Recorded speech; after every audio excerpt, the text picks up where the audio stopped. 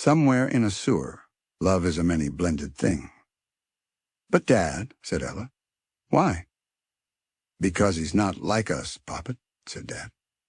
What do you mean? Quizzed Ella. Well, he's white and we're brown. Bits of him are brown, said Ella stubbornly. Which bits? The cute bits, she replied cheekily. Very funny, said Dad with a sarcastic nod. It's just not right. Look, he's got 4 toes on his front feet and 5 on the back, just like us. But he's not like us, is he? Said Dad. He's... Oh, what, Dad? What is he? Ella twitched her nose with indignation. Dad turned to Mother. Please help, he said. Well, love, said Mother softly. He's posh. Posh, Ella exclaimed sarcastically. No, he isn't. Yes, he is. He's one of those... Mother lowered her voice and looked side to side, just in case any of the colony was eavesdropping. Posh rats. Fancy rat, Mom, said Ella despairingly. He's a fancy rat, and I think I love him. Huh, huffed Dad. What? Snapped Ella. Is that too hard for you to believe? What do you know of love? Said Dad as he looked wistfully down the sewer for dramatic effect. You'll only understand love properly when you've raised as many children as me and your mother have. Ella looked at Mother, who looked back and shrugged. Months and months I've spent with your mother, he continued. Do you know how hard it is to be faithful to one rat when everyone looks the same? I nearly gave Charlie a little ear nibble the other day. You have no idea how much Charlie looks like your mother from behind. It's not right, he continued, as he shook his head slowly and began to wander down the sewer, mumbling to himself. I have to go foraging with Charlie every day. I bet he's told everyone, too. I mean, it's an easy mistake to make. He's a good-looking fella from behind. So, Mom, can Arthur come for dinner, please? Okay, love, said Mother with a gentle smile. I'll speak with your dad. Oh, thanks, Mom. I'll go and get him now. Ella turned and scampered down the sewer. As she ran, she shouted to her mum, Oh, just one more thing. Arthur's a vegan. There was a collective gasp from the colony, followed by a low murmur, as the rats who knew what a vegan was explained it to those who did not. A secondary gasp followed soon after. The museum cellar. There's no time like the presents. So, said Ella as she followed Arthur through the little grid at the back of the incinerator. I finally get to see where you live, do I? Wait here, he said. I just need to check that no one's about. Why, who lives here? Ella whispered. No one, he said as he cautiously peered around the incinerator. One tiny cellar window allowed in just enough light to illuminate a small room with shelves on one side and a long table on the other. Oh, said Ella excitedly as she crept forward to peer over Arthur's shoulder. When I said, wait there, what did you hear? He snapped. And when I said, try not to say anything stupid when you meet my family and friends, what did you hear? She retorted. It is an interesting fact, said Arthur. I thought it might have sparked a stimulating discourse about the place of the modern rat in an ever-changing world. Ella rested her head on Arthur's shoulder and sighed. So, she said, squinting, what is this place?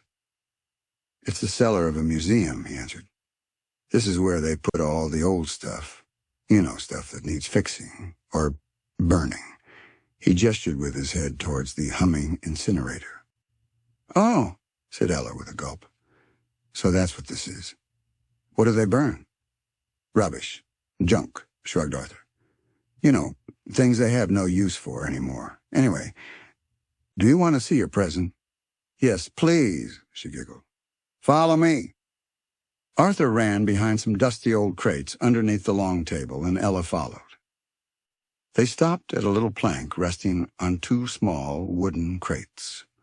All around lay ripped open jiffy bags and cardboard boxes. Welcome to my office, said Arthur. Why do you need an office? Asked Ella. It's where I do my work, he said with dismay. Everyone needs an office. And what work, exactly, do you do? I'll tell you later, said Arthur excitedly. Now, where is your present? Arthur dove into a collection of postage boxes and started to mumble. Aha, he exclaimed. Here it is. He stuck his arm into a jiffy bag and pulled out a tiny black harness. Look, he said. What is it? She asked, as she tentatively took it from him. It is a military-grade GPS tracker and communication device, he said proudly.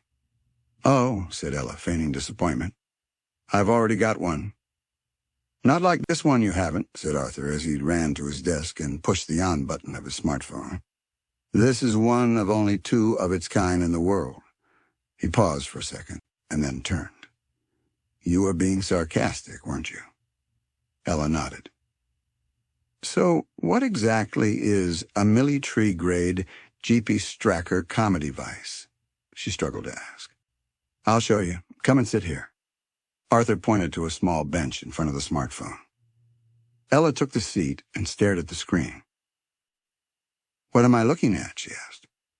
Give me a second while I get this thing on, he said as he held up the harness and expertly slung it over his back like a rucksack. He clipped the webbing at the front and pulled up the integral headset microphone. Right, he said. All I have to do now is push this button on the left shoulder strap and... Ella squealed with shock when the back of her head appeared on the screen in front of her. She shot Arthur a glance and then looked back at the screen just in time to see the back of her head again. If you think that's good, said Arthur smugly, watch this. Ella watched as he pulled at a tiny telescopic pole secreted in the front of the harness and fiddled with the gooseneck until the tiny camera pointed at his face. Oh, look at the screen, he said and smiled.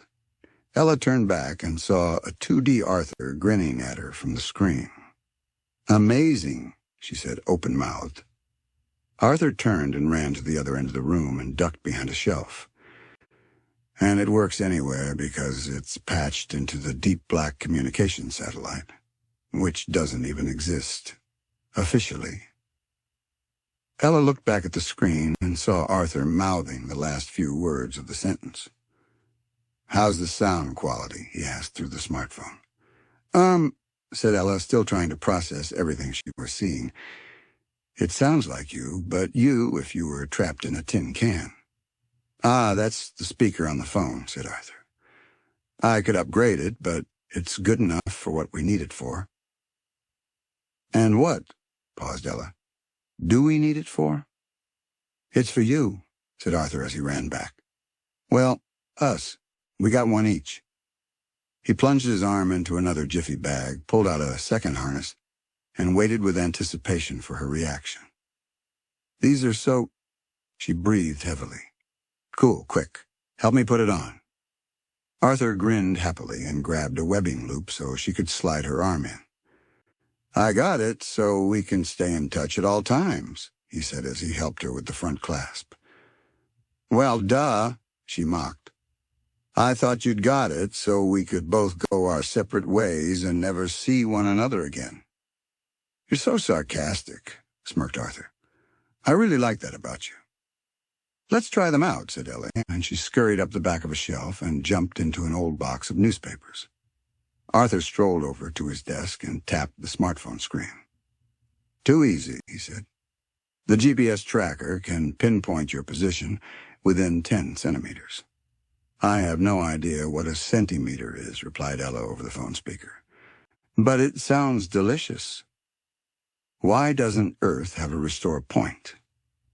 The most exciting thing Ella could remember doing before Arthur had given her this wonderful harness was when she'd found an old 9-volt battery near the sluice gates and licked both terminals at the same time. That had given her a little tingle in the tip of her nose. This was a whole new feeling, and after half an hour of hide-and-seek, they were both exhausted. They lay panting on top of a large box on the long table. Wow, that was fun, said Ella as she stared up at the old whitewashed and cobwebby wooden beam searching for bugs. Ooh, there's a big one. That's Cyril, said Arthur, as he looked at the spider Ella had just pointed out. You can't eat him. He's a widow and has 3 bad legs. Evening, Cyril, shouted Arthur. How are the legs? Oh, answered Cyril. Can't complain, old boy. Like I always say, I got 5 spares, eh? That's the spirit, said Arthur. Keep your pedipalps up. Cyril wiggled his pedipalps and hobbled into a hole in the beam.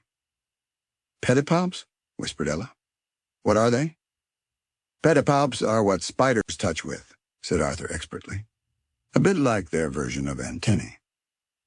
Smarty pants, said Ella, secretly impressed. She nudged him and pointed out a juicy woodlouse nibbling on a bit of decaying shelf. What about that one? That's Wanda. She has 25 children and a husband who never helps out. Poor her. Sounds like being eaten alive would be a blessing, said Ella, genuinely feeling for her female companion. Perhaps, said Arthur, slightly distracted by Wanda waving at him. Hi, Wanda. How are the kids? 16 are fine, 5 are missing, 3 are dead, and Sally has one of her headaches. And how's Norman? Ventured Arthur delicately. Oh, don't get me started, mumbled Wanda as she turned and walked towards a lovely damp bit of wood. Lazy, no good, bone-idle waste of an exoskeleton. You know, said Arthur, you could be right. She doesn't seem very happy, does she? I'm just saying that I'm here for her if she needs me, said Ella kindly. So how does a fancy rat living in the basement of a museum get all this cool gear? All you need is money and the right contacts, said Arthur. I've heard of money, said Ella, quite proud of herself. Dad says it's what humans swap for other things. Your dad is absolutely right, said Arthur. Out of the 1 billion or so known species on planet Earth, humans are the only ones who feel the need to invent something they can exchange for something they could get themselves if they wanted to. Why don't they just forage and kill like we do? Because then they'd have to do the killing themselves. And over the years of what they call civilization, most of them have become too squeamish to do it. So they give other humans money to do it for them? Asked Ella. Precisely, said Arthur. But how come not all humans are too squeamish to kill animals? Because humans like money, and there are some out there who will do anything for it, said Arthur. Oh, and it's never the rich ones who do the dirty work. They get the poor to do it. So why don't the poor just say no? Asked Ella, becoming more and more dumbfounded by how complicated humans made things. Because to survive in a world which requires money, the poor need money, said Ella with realization. Hey, that's actually quite clever, isn't it? It's brilliant if you're rich, said Arthur. Not so good if you're poor. The poor people, said Ella sadly. I know, said Arthur. It's sad, isn't it? And as soon as people get a little money, they don't just want food. They want other things, too. You mean like the military GPS communion thingies we're wearing? Interjected Ella. Exactly, said Arthur. To humans, everything has become stuff to be bought and sold. Wow, said Ella. Yes, and I mean everything, said Arthur. They are using the planet's resources like we have a spare when it all runs out. Do we? Quizzed Ella. What? Have a spare planet? Asked Arthur. Yeah. Not unless they're keeping very quiet about it, he said glumly. But if they're using up the planet's resources and we don't have a spare, it won't just kill them. It'll kill everything else as well. Correct, confirmed Arthur. But don't forget, to them everything else is a commodity to be used, mined, killed, and sold. They even consider some humans to be a usable commodity. How rude of them, blasted Ella. So if only humans need money, why do you need it? Ah, my sweet little brown beauty. 'Cause without money I couldn't have stuff, and Arthur sighed a happy but slightly guilty sigh. I love stuff. So how do you get money? She asked, as she quietly reached out an arm and grabbed a little money spider, who had wandered onto the box to see what all the commotion was about. Ah, said Arthur. Don't eat the money, Spider. Don't tell me, tutted Ella. He's an only child, orphaned, when his mummy and daddy were tragically killed during a web-spinning incident. No, that's Kay. She's a money spider. Arthur smirked, and then snorted slightly with laughter as he concluded with, She's my bank manager. Oh, dear, groaned Ella. Ha, I made a joke, he said. She's my bank manager, I said, 'cause she's a money spider. Ella watched in dismay as Arthur giggled to himself. He's funny, he said, looking at Ella in disbelief. If you say so, said Ella, with the gentle beginnings of a smirk forming on her face. Do you always laugh at your own jokes? A lot of the time, yeah, said Arthur with a nod. That's good to know, said Ella. So what? Asked Arthur. So how is it, she asked again, that you, a little fancy rat who lives in the basement of a museum, has some money? Oh, I don't have some money, said Arthur with wide eyes. I have loads and loads and loads of money. A rat in sheep's clothing. Arthur sat down next to Ella and touched the screen. There, he said, and he pointed to a series of complex graphs which had just appeared on the screen. Oh, said Ella, squinting at the screen. Now I understand. Really? Marveled Arthur. I thought I'd have to explain it. Ella sighed and waited for Arthur to catch up with her sarcasm. Ah, sarcasm again. Right, nodded Arthur. He looked at Ella and saw her doing that cute, twitchy thing with her nose. Humans, he continued, have businesses which make and sell stuff. Yes, said Ella slowly. Well, some of the businesses do well and others do not so well. You mean like a rat colony? Kind of, yes, I suppose. 'Cause ours does really well, and we have lots of members, but the one down the other end of the sewer is only small. Ah, but that doesn't necessarily mean that it's badly run. They could just be unlucky. Location is very important. Ah, said Ella. They're near the old abandoned farm. Well, suppose they move to the sewer under the retail park. Oh, they'd do really well there. The bins are always full. There's food and trash everywhere. So they'd probably get more members, wouldn't they? Said Arthur. Or they might make a deal with your colony and join forces so they become bigger. Oh, we'd never join forces with Nobbert and the Rat Mayhem lot, shuddered Ella. Who? Asked Arthur. The Rat Mayhem. All colonies have pack names, said Ella matter-of-factly. And their leader is Nobbert. He's horrible. Okay, but just suppose your leader made a pact with Nobbert and merged the two colonies. Our leader, Crusher, or as I like to call her, Mum, would never join the Free Riders with the Rat Mayhem.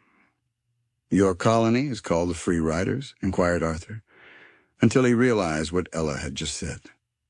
Hang on. Your mum is the leader of your colony? Yep, said Ella proudly. Don't let her sheepish demeanor fool you. If anyone threatened a single brown hair of one of the Free Riders, she'd rip their throat out in the blink of an eye. Okay, said Arthur, slightly shocked. That's good to know. But suppose they did merge, thought Ella out loud. Which they wouldn't, she confirmed. But if they did, they'd be massive. Yes, they'd be bigger. But that doesn't always mean better, said Arthur. Large conglomerates can be hard to control, even with your mum in charge. So how does knowing all this make you loads and loads and loads of money? Asked Ella. I play what's called on the stock market. It's like guessing which businesses will do well and which won't. But how do you know which is which? Asked Ella. I have no idea, answered Arthur. I just seem to have a knack for it. A couple of months ago, one of the humans lost his smartphone down here, and I found it. It had fallen down the back of the long table and settled in a dusty old box. I discovered it when his alarm went off, telling him to pick up dog food for Benji on his way home. He'd been playing the markets before he lost it and left it logged in. I thought it was a game at first, and assumed he was really bad at it because he owed thousands of pounds. I figured I couldn't do any worse, so I had to go. Within about 10 minutes, I'd made enough money to get him out of debt, so I carried on and made so much money I had to open my own account. My portfolio is now quite extensive, and my online advisor has started contacting me for advice. "That's amazing," said Ella in dismay. "In it?" responded Arthur. "So what do you spend all this money on?" "I'll show you," said Arthur mysteriously. "Follow me. It's showtime." At the back of the bottom shelf at the far end of the room, just opposite the incinerator, was an item which was very out of place. Surrounded by dirty old plastic tubs and dusty, slightly damp cardboard boxes, it lay there like a beacon of modernity. Arthur led Ella by the hand as they maneuvered between the long-forgotten museum detritus and into the darkness beyond. He squeezed her hand and stopped. "I can't see anything," she said, straining her eyes to see what Arthur was trying to show her. "With your left hand," he whispered for effect, "tap the button on the right strap of your harness." Ella fumbled, and there was a click. A bright torch came on and illuminated a large, shiny aluminium case. "Whoa!" she gasped. "What is it?" "That, my dear, is an indestructible, fully lockable, hermetically sealed, self-contained, off-grid flight case." "Cool!" she gasped, with the drawl of a surfer dude. "It took me ages to get it down here and set it up," he said. "Do you want to see inside?" "Yeah," snapped Ella eagerly. Arthur walked to the handle and pulled down a small panel to reveal a number pad and fingerprint reader. "Turn off your torch and watch this," he said. Ella switched off her torch, and the panel automatically illuminated. Arthur placed the middle two fingers of his left hand onto the fingerprint reader and stepped back. There was a hiss, followed by a click. A soft blue light emanated from the interior as the lid raised slowly. Arthur walked back to Ella, held her hand, and they watched together as the case revealed its contents. "You're the coolest boyfriend in the world," she said without looking at him. "You've never called me your boyfriend before," he said with a grin. "Secure living, with all the luxury money can buy." Ella stared in awe at the sight before her. Attached to the inside of the lid was a large monitor screen with built-in Bluetooth speakers. Below the speakers hung tiny headsets, cameras, and a variety of cables, all with their shape cut precisely out of the foam wall. Another smartphone was attached to the back wall of the main case with a small keyboard below it. Rechargeable lithium batteries filled the wall either side of the screen. The left side wall had an oxygen tank and an air conditioner, while the right side was fitted with an expandable satellite dish and maps. The front wall had a hammock swung across it with built-in storage drawers for food and other necessities below. The middle of the case was bare apart from a small metal box with a handle on the top. Ella jumped in and started to look around eagerly. "Where did you get all this stuff?" she asked, as she pulled out drawers and studied maps. "I have a contact called Sergei," said Arthur. "He can get me anything, and if he can't get it, he can get it built." "Where did you meet him?" "On the internet. I was trying to patch into the deep black satellite when he caught me." "Did he report you?" "No." "Why?" asked Ella, so giddy by how her day was panning out that she could barely contain her excitement. "Because he was trying to break into it, too," smiled Arthur. "We became friends once he realized I could pay for equipment and information. I set up an account with him, and he gets everything I need delivered, at a time of my choosing, to the disused coal chute next to the cellar door." "He sounds dodgy to me," said Ella. "Oh, he definitely is," agreed Arthur. "But so long as he's on my side, I don't mind." "Can I ask a question?" "Of course," answered Arthur. What does that mysterious handle in the middle of the case do? Ah, said Arthur excitedly. Pull it up and you'll find out. Ella tentatively pulled the handle and jumped back nervously as it hissed and whirred. She watched in awe as something slowly assembled itself before her eyes. It's a, Ella gasped disappointedly. Toy wheel? Hey, don't knock it till you try it, said Arthur. It's great exercise. Gives me something to do while I watch movies, and here's the best bit. It recharges everything in here in 10 minutes. Much better for the environment. Jump on and have a go. Nah, said Ella sheepishly. I don't want to, do I? Of course you do. It takes a bit of getting used to, but you'll be running like a child before you know it. Ella climbed gingerly onto the wheel and gripped onto the mesh as it rocked back and forth to a slow stop. Do you want to push? Asked Arthur. Not unless you want to punch, replied Ella as she slowly set off. As she picked up pace, a series of little red lights blinked in front of her. Now you're charging the batteries, said Arthur as he switched on the smartphone. Try to make them all green. Really good fun. All right, said Ella. I stand corrected. That was a lot of fun. Told you, said Arthur.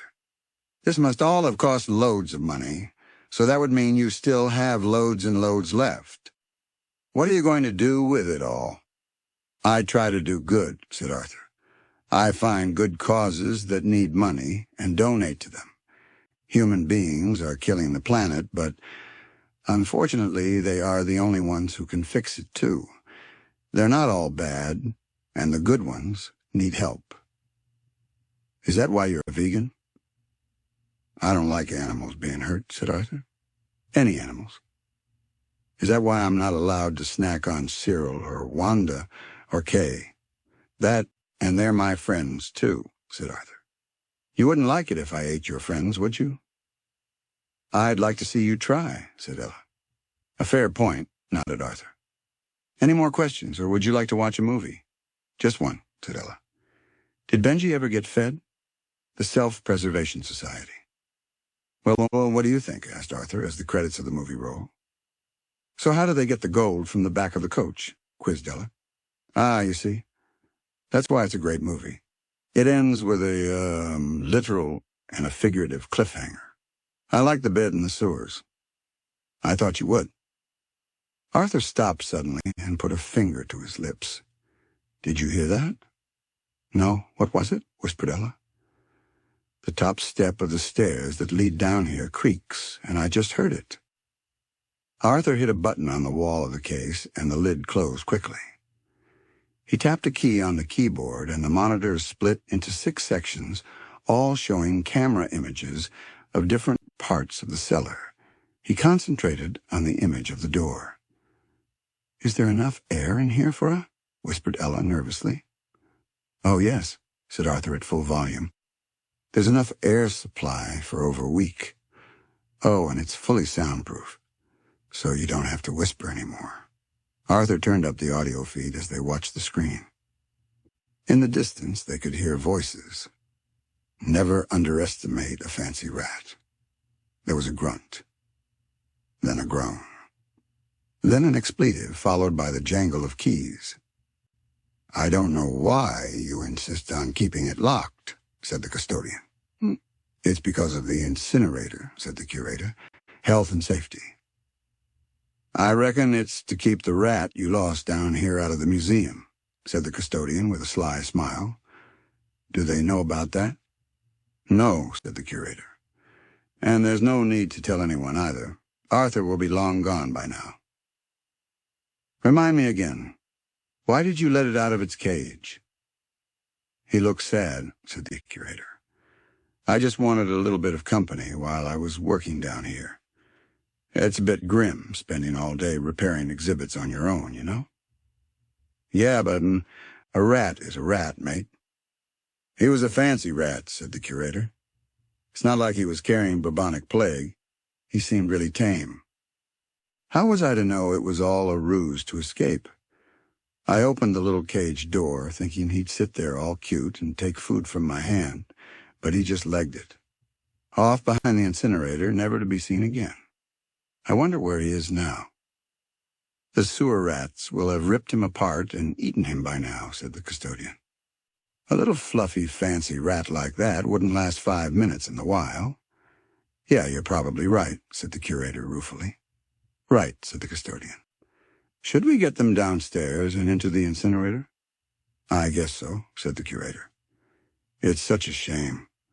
I've tried so hard to keep them in good condition, but I fear time has taken its toll. Well, we got plenty of others upstairs, said the custodian. You can't save them all, eh? I suppose not. Some of them are over 100 years old, you know? Big things don't go into little holes. Arthur and Ella watched from the safety of the case as the two humans struggled down the stairs with various objects. There were 2 square boxes which were placed on top of the long table, and 3 odd-shaped, heavily bubble-wrapped items, the last of which was so heavy that it slipped from the grasp of the 2 exhausted humans and landed onto the stone floor with an almighty crack. Careful, said the curator. It doesn't matter, does it, said the custodian. It's going in the incinerator anyway. Arthur and Ella watched as the 2 humans stared at the large items and then at the incinerator. They're not going to fit in, are they, said the curator. The little ones will, said the custodian. But there's no way the big ones will. I'll have to chop them up. Do you have an axe? Nope, but I've got a chainsaw at home. A really good one, too. I've been waiting for a reason to use it, said the custodian with a strange glee. I'll bring it in tomorrow and do it then. It'll have to be in the afternoon, though, 'cause I don't start until 12 o'clock. Is that okay? Yes, said the curator. No rush. They're not going anywhere, are they? On your marks. Arthur waited until he heard the creaky top step before pushing the open button. Right, he said excitedly. Shall we go and see what they brought down? I'll race you to the first bubbly one, said Ella, and she set off without warning. Hey, complained Arthur. That's not fair. He quickly realized that she didn't care if it were fair, and he leapt out of the case, dodged the dusty boxes, weaved through the plastic tubs, and raced up the bubble wrap where he saw Ella waiting proudly. You took your time, she said smugly. Have you ever heard of Ready, Set, Go? Said Arthur. No, she said with complete honesty.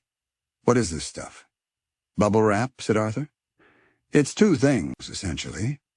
It's a really good packing material, but most of all, it's best for this. Arthur held up the first finger on each hand, flicked his little claws, and began to pop. Oh, my, said Ella. Let's pop them all. Oak, said Arthur. Ready, set, Jeep. Oh. Ella had started on there already, and was popping with all 18 of her claws as if her life depended on it. That girl, said Arthur to himself as he joined in, has no concept of fairness. The poppin' ain't stoppin'. The noise of all the little air pockets being burst brought everyone out. Cyril limped from his web to see what all the commotion was. Kay stopped halfway down a single strand of web to watch. Wanda and her surviving kids came out for a look. There was no sign of Norman, but Arthur was sure he heard Wanda trying to explain the scene to him. It's Arthur and some girl jumping around and popping a big square plastic bubbles. What do you mean, what do I mean? I'm just telling you what I can see. Well, why don't you get up off your big fat pliant and come and look for yourself? He saw Mike the Beetle with his wife Sandra. Susan, the long-bodied cellar spider, with yet another new fella. And there were lots of new faces, too. He was just enjoying the wonderment of his little community when Cyril showed that he still had plenty of life left in his remaining 5 good legs by scurrying to the edge of his web and devouring a small fly who nobody knew. Arthur, favoring the traditional one bubble at a time method, was diligently working away at the bubble wrap at the top, while Ella, who preferred a more violent approach, ripped through the side bits with a satisfying pop, pop, pop, pop sound. She knew she was missing a few, but it was lots of fun and had the added bonus of revealing what was inside much more quickly. "Oh!" Arthur heard Ella exclaim, and he ran to her side and looked down. All he could see was her bottom sticking out of a shredded mess of bubble wrap. "What is it?" he asked keenly. "What can you see?" "I don't know. It looks like a big dish filled with leather." "Let me look," he said as he climbed down. Ella tore through more layers of bubble wrap, and Arthur, albeit upside down, peered in. "From this angle," he said, the blood rushing to his head, "it looks like a massive turtle." "What do you suppose would look like a massive turtle?" asked Ella. "Ooh, ooh, ooh," said Arthur excitedly. "It's the Pinta Island giant tortoise from the taxidermy collection. I used to like looking at her. I suppose she is a little bit scruffy, though. It's a shame they can't repair her. There aren't many of these things left, you know? Do you know that they only exist on the Galapagos Islands, and the ones on Pinta Island evolved shells raised at the front, so their necks could reach higher for the particular flora of the island?" "How do you know all this?" asked Ella. "From the displays upstairs and the internet. You can research anything on the internet."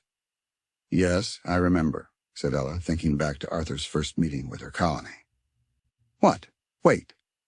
You go upstairs and look around the museum?" "All the time," answered Arthur. "Only at night, obviously, but it's really interesting." "I thought the humans locked the door to stop you going up there," quizzed Ella. "We're rats, Ella," said Arthur. "Doors stop humans, not rats." "Oh, yeah, good point," said Ella. "Hey, I can see something stuffed under the shell." "Really?" said Arthur. "Let me look." He turned the right way up and scrabbled past the bubble wrap. Sure enough, there was something really small wedged high into a crack inside the shell. "I think it's," he strained as he reached up, "I think it's a bit of folded paper." He flicked at it gently until it came loose and fell to the floor. "I'll get it," said Ella. "Okay, bring it to my office, will you?" Arthur climbed down and ran to his office, where he cleared the desk so they could unfold the paper. Ella placed it, still folded, on the desk. "This is exciting," she said. "Unless it's someone's shopping list," said Arthur. "I hope it's not more food for Benji," laughed Ella. "That dog'll get fat." Arthur opened a small drawer in one of the wooden crates that supported his desk and took out some tweezers. "Is there anything you don't have?" asked Ella. "A good sense of humor," joked Arthur without looking up. "It must be very old. The paper's really dry." Arthur took great care, unfolding each crease until lay before them was a very old, stained note in a language he didn't recognize. "Look," he said, pointing at a number on the bottom of the page. "It says 1895. "Wow," said Ella, not entirely sure what it meant, but not wanting to ruin the moment. "I need to type this into a translator to see what language it is and what it says," said Arthur, who had suddenly become very serious. "Could you do me a favor and go back to the case?" "Sure," said Ella. "What do you need?" "In the far left drawer, under the hammock, is a small black pouch. Could you get it for me, please?"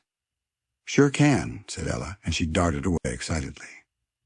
Arthur typed into the translator as carefully as he could. "Querido lector, mi nombre es Quiero y tengo la tarea de preservar esta magnífica criatura para las generaciones futuras. La humanidad ha destruido su hábitat y los está destruyendo.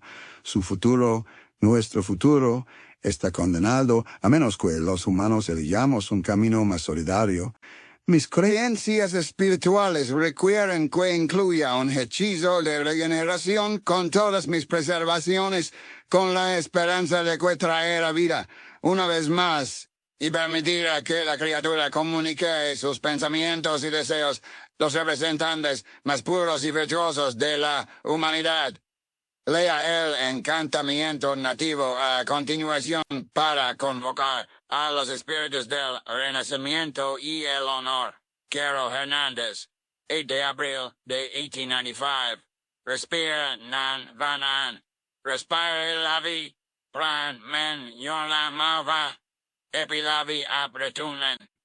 Diriefos u anve maun auren menio. Epio pral respir anco. Puyo ka communique ac honorab na monlan. Ella returned with the black pouch and put it on the desk. "What is it?" she asked eagerly. "Sunflower seeds," said Arthur. "I'm starving." He opened the pouch, took out a seed, and popped it into his mouth. As he chewed, he saw Ella staring back at him in disbelief. "Sorry," he said. "Do you want one? You want me to eat a sunflower seed? You really know how to show a girl a good time, don't you?" "Stop moaning and try one," he mumbled with a full mouth. "Who knows? You might like it." He took out another and offered it to her. They're full of vitamins, high in protein, rich in healthy fats, and full of antioxidants that can lower your risk of developing serious conditions. "Blimey, good sales pitch. Do you have shares in them?" said Ella, proudly displaying her newfound knowledge. "Nice comeback," said Arthur, still holding out the sunflower seed. "This is the only food you're going to offer me, isn't it?" she said disappointedly. "It sure is," he replied with no irony. "Well," she said as she nibbled the seed, "what does the letter say?" "I don't know. I was waiting for you before I pushed the translate button." He looked at her. "How's the sunflower seed?" Yes, conceded Ella. "It's very nice. Just push the button." Arthur clicked the enter key and began to read. "Dear reader, my name is Kero, and I am tasked with preserving this magnificent creature for future generations. Humanity has destroyed their habitat and is destroying them.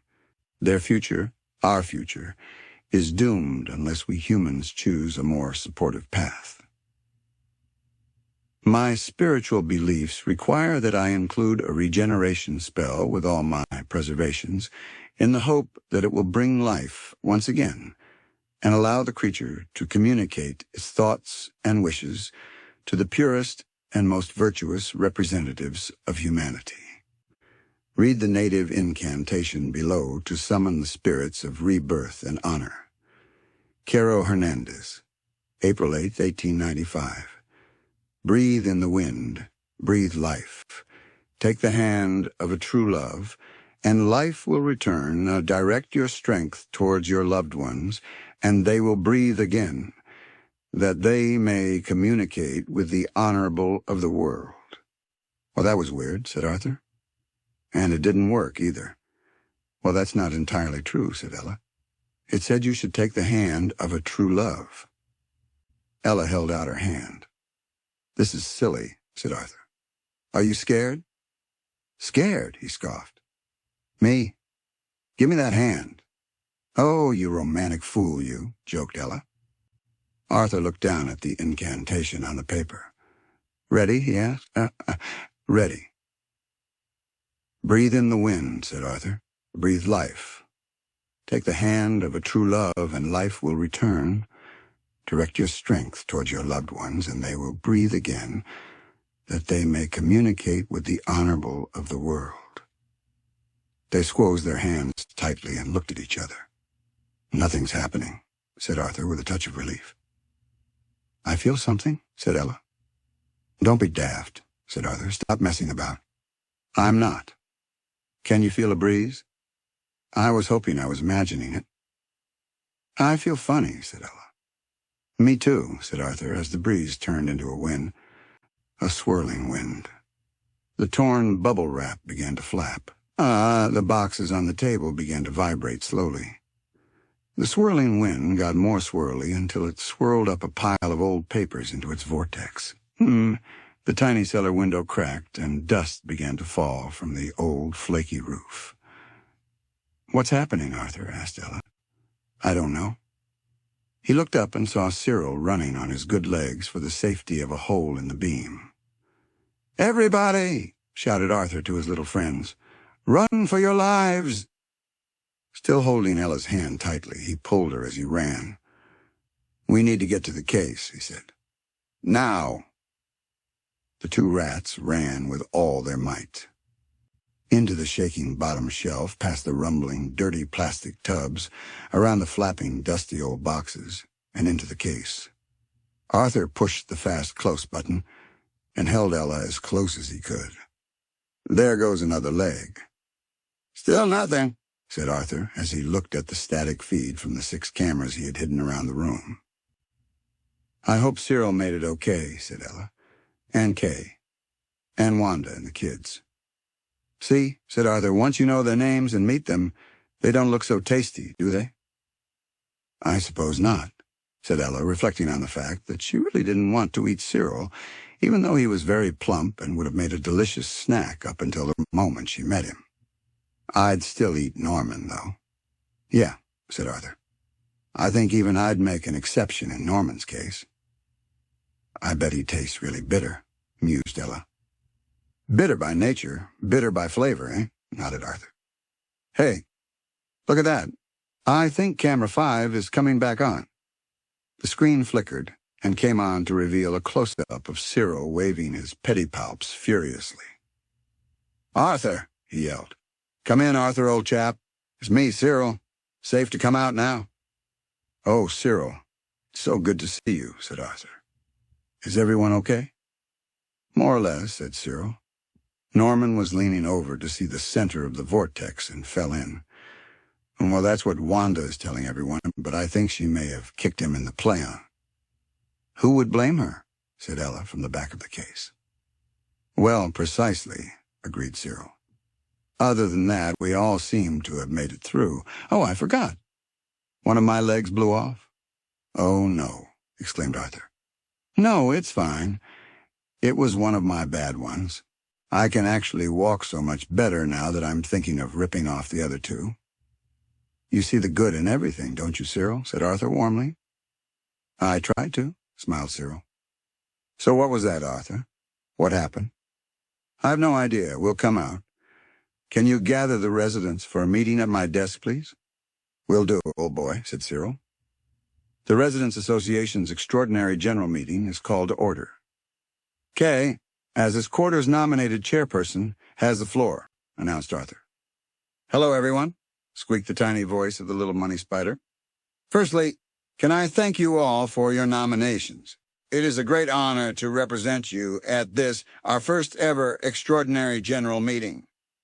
I would like to start with the list of attendees, continued Kay. I notice that we are all present apart from Norman. Wanda, is everything okay? Norman won't be attending, said Wanda in a sweet, delicate voice. Ever again. He, fell. Oh, well, said Kay. Never mind. None of us liked him anyway. All those in favor of agreeing that Wanda is better off without Norman say aye. There was a chorus of ayes. Motion passed, said Kay. Time to get on with enjoying life, Wanda. Now, she went on, let us discuss this whirly, windy thing. Any ideas? I think it was Arthur, farting, snickered a slug from a damp corner. It could be a sign from the gods that I should leave my new boyfriend, said Susan. Fue mágico, said an ethereal voice in a Spanish accent. It was magic. Kay stood perfectly still and then trembled ever so slightly. Who said that? She quivered. It seemed to come from everywhere, pointed out Ella. Ah, screeched the little money spider as the little bugs scattered to their safe havens. I resign. Meeting adjourned forever. Have a heart. Well, that was weird, said Ella with wide-eyed just. What, the voice? Asked Arthur. No, the meeting. Do they happen often? Usually on an annual basis. I hope she wasn't serious about stopping them. We got a lot of things sorted out with those meetings. Okay, said Ella tentatively, unsure if Arthur was being serious. Are you thinking what I'm thinking about the voice? That depends, said Arthur. Are you thinking that a Spanish moth has joined the association without going through the correct procedures and checks? No, said a desperate Ella. I'm thinking that the incantation worked. Where were you looking when you said it? At the paper, said Arthur. I was reading it, wasn't I? Why, where were you looking? I was looking at the bubble wrap. Oh. Arthur furrowed his brow as he thought. Nah, couldn't have worked, could it? They both ran to the top of the tortoise and pulled back the bubble wrap to reveal the hard, leathery body. Check to see if it has a heartbeat, said Ella. Right, said Arthur. What? Asked Ella. Where's the tortoise's heart? How should I know? I don't even know where my heart is. Let's both check. Ella and Arthur ran to different parts of the tortoise's body and placed their ear to the cold, leathery skin. They both heard a snuffle and froze. Went the noise. What was that? Asked Arthur. It sounded like someone who was about to... Ciao! Senese! Yelled Ella as both she and Arthur were projected high into the sky. G'day, said a voice as they were thrust up past the long table and above the cardboard boxes the custodian had placed there earlier. The two rats reached the peak of their ascent and began to fall back down. As they fell, they saw a small owl following the path of their descent. Are you two okay? It said in a New Zealand accent. As they landed back on the belly of the tortoise with a bounce, the little owl peered down at them over the side of the desk. Bonza, mate, he said. Do it again. Tang. Ella lay on the tortoise's belly and panted. This time it was with fear rather than joy. She stared not at the ceiling looking for food, but at the owl hoping she wasn't food.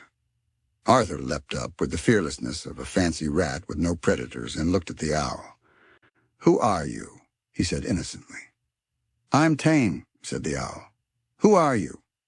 I'm Arthur. Urfer? Giggled Tane. As in Arthur Rat? Arthur looked perplexed, having never considered his name as anything other than his name. It's just Arthur, he said, pronouncing the TH as clearly as he could. Fair enough, mate, shrugged Tane as he looked around the dark, damp room, the only light being from a street lamp outside the cellar window. Bits of paper and cardboard were strewn on the floor. Where am I, Arthur? Ah, said the noise again. Watch out, mate, chortled Tane. She's going to blow. Arthur leapt onto the table just before the Cha! There she goes, yelled Tane as he followed Ella's path again. This time she flew at a 40-degree angle and slapped into the only remaining intact box. Ow! She mumbled as she fell backwards and landed on the tabletop with a thud. Is that your Sheila? Howled Tane. My what? Said Arthur, wondering if he would ever fully understand this strange little Antipodean. Your girlfriend? Oh, yes, said Arthur.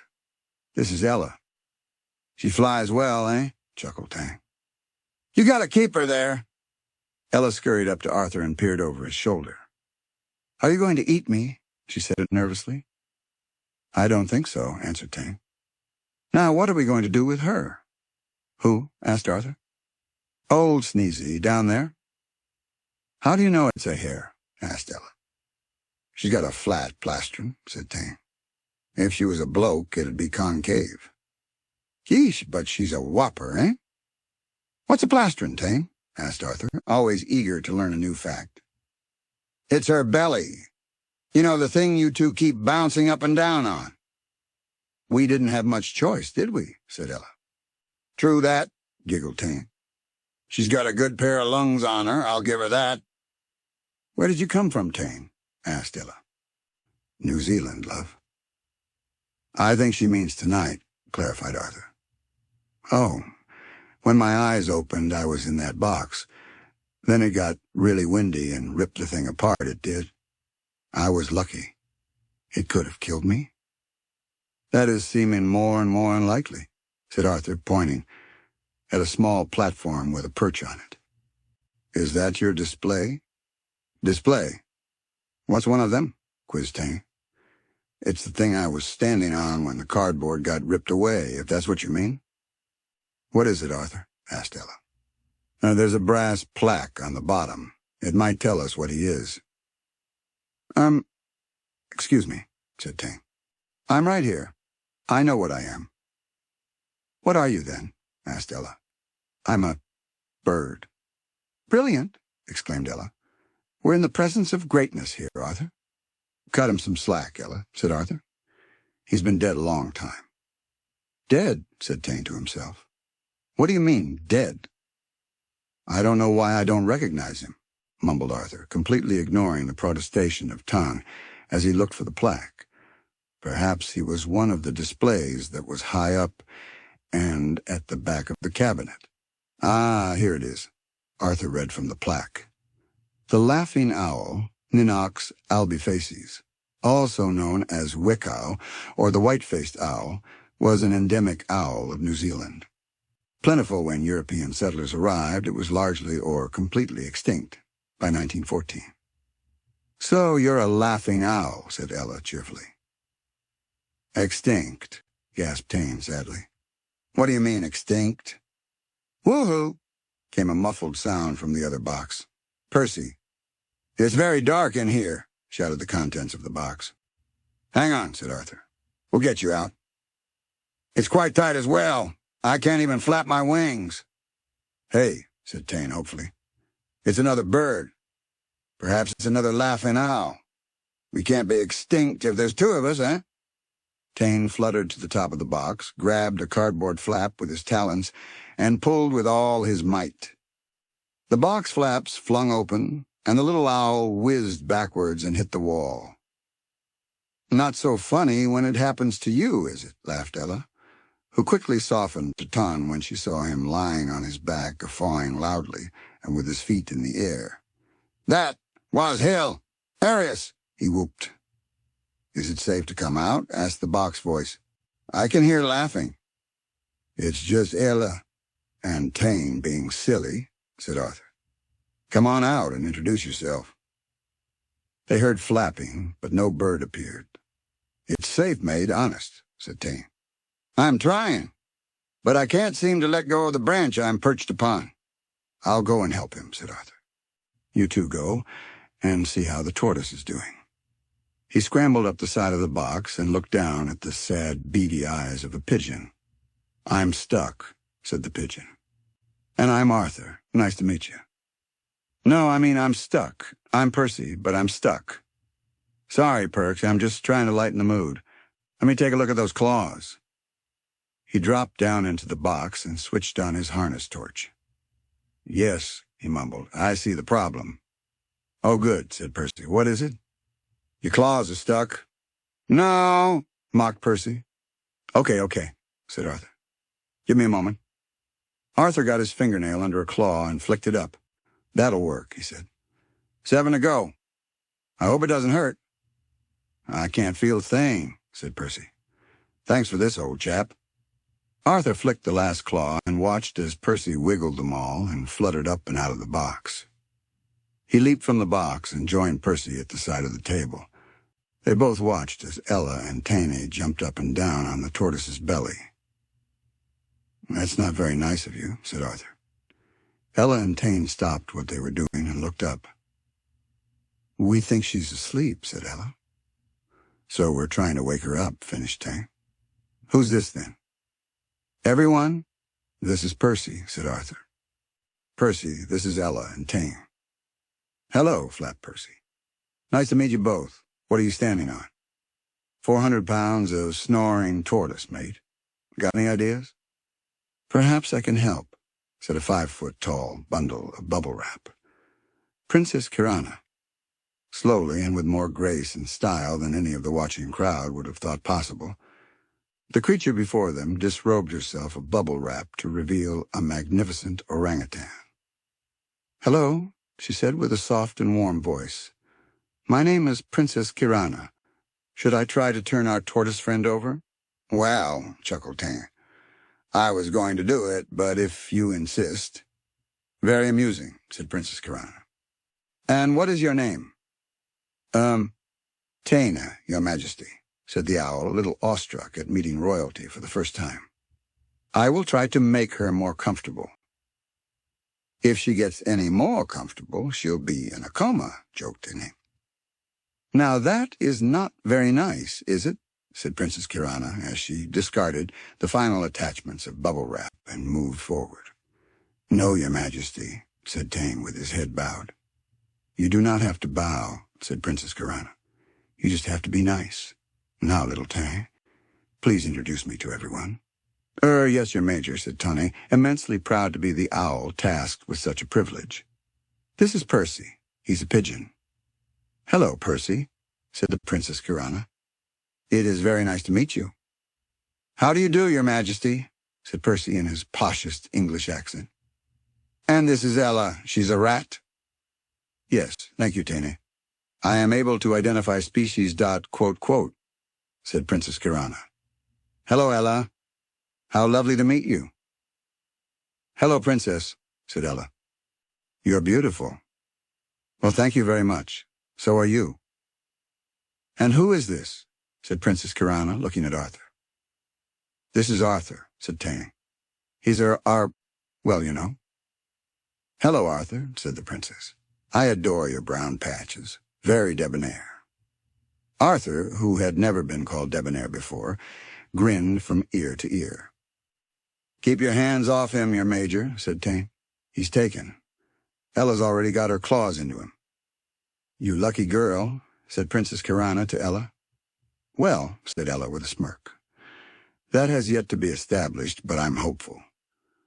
Well, it is wonderful to meet you all. Now, should I see if I can turn our friend the correct way up?" Princess Kirana leant down, cupped her huge hands under the tortoiseshell, and flipped her over with ease. As she removed the remaining bubble wrap from the shell, she noticed that it was badly cracked from when the curator and custodian had dropped her. "Oh dear," winced Princess Kirana. "That looks quite nasty. Who would do such a thing to such an exquisite animal?" "The humans who brought her down dropped her on the floor," said Ella. "Well, that was not very nice of them, was it?" "No," mumbled Arthur under his breath, "but they don't care. They just hope you'll all incinerate." Just as Arthur was finishing his sentence, the tortoise yawned a huge yawn and opened her eyes. "Did someone say dinner date?" she said in a strong Spanish accent. The tortoise with no name. "No, I said Ella nudged him in the ribs, and he turned to her. "What?" "Perhaps this isn't the best time for that piece of information," she whispered. "I am Princess Kirana. How are you feeling, my dear?" "Cansada," said the yawning tortoise. "Por qué?" "So sorry. I will speak English. I am tired. Why?" "Because you've got a huge crack down your shell," said Tane with all the subtlety of a flying hammer. "I'm Tane, by the way.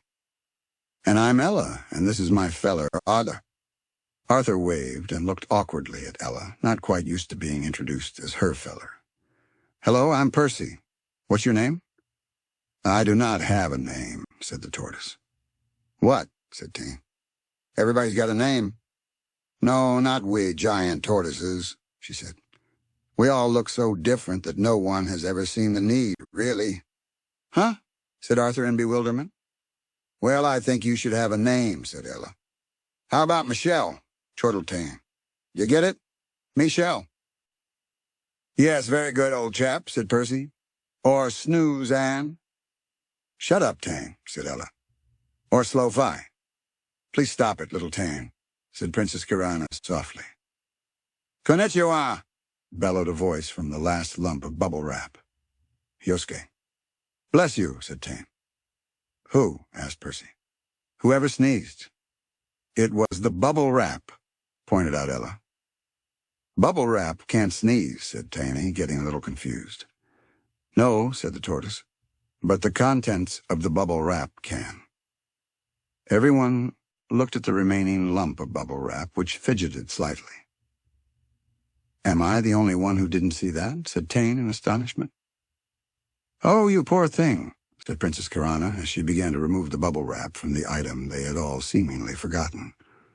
"Well, I thought it was a name suggestion," said Arthur. "Konnichiwa. I like it." "What do you think, old girl?" asked Percy, directing the question to the huge unnamed tortoise sitting in the middle of the room. "She doesn't look like a Connie to me," said Ella. "Look at this proud beast, everybody," said the princess, as she removed the last of the bubble wrap to reveal a 300-pound sea lion. "Arigato," said the sea lion with a bow. That's more like it, said Tane. I agree, said Ella.